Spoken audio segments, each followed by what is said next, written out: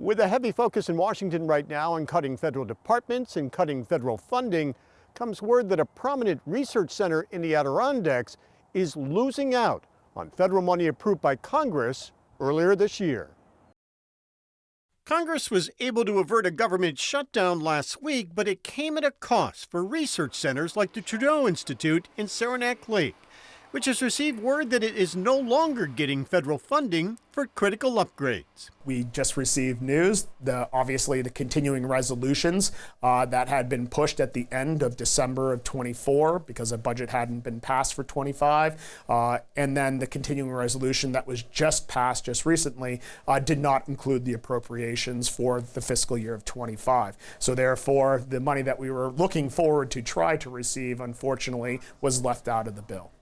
William Reiley is the president at Trudeau Institute, which has been at the forefront of infectious disease research for decades, ranging from tuberculosis to COVID. Reiley says Trudeau applied for and were approved for a $4.5 million grant through the federal government's Community Project Fund, which was to be used for updated technology and help with recruitment.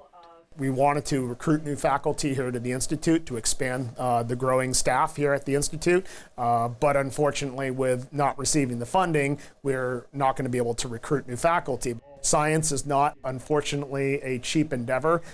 It is a very expensive aspect. Machines that we utilize are very expensive. Some can cost up to $500,000 to $750,000.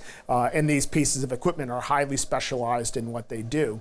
And so again, we have a number of these pieces of equipment throughout the Institute, but again, we have an issue is that new technology keeps coming out just like everything else. Advancements in science make cutting edge. Part of the reason that we could recruit new faculty is by having these new pieces of equipment that allow for them to come in and say, this facility here provides really top tier equipment compared to another facility, so I'm going to be able to do cutting edge research over here. Reiley says that now they'll have to restart the application process from the beginning for the next federal budget. And it's just one of many issues Trudeau Institute is facing right now.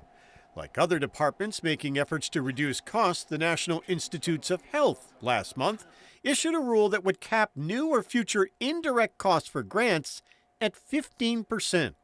Reiley says those indirect costs deal with things like medical waste cleanup, and if greatly reduced, would be a huge loss to research centers. New York State receives $3.6 billion from the NIH for research. Cutting that indirect rate to 15% would be significant impact to all of the groups because again, we put forth a budget, we know that this is how much is coming in on a grant and this is how much is coming on an indirect, and we have a budget for the year. If you come in and tell me you're no longer going to be receiving those funds on the indirect, it will directly impact how you operationally can run a business. Reiley says that could leave research centers scrambling to find new financial support. It's going to exponentially hurt us because now you're turning away young scientists. Now you're turning away other individuals that would enter into this career because there is no career. And so now when the career space finally opens up and you say, oh, in 10 years, oh yeah, we need 3 times as many scientists. Well, scientists just don't come out of the woodwork. They have to be trained. The federal judge has, for now, placed a nationwide injunction on that NIH order.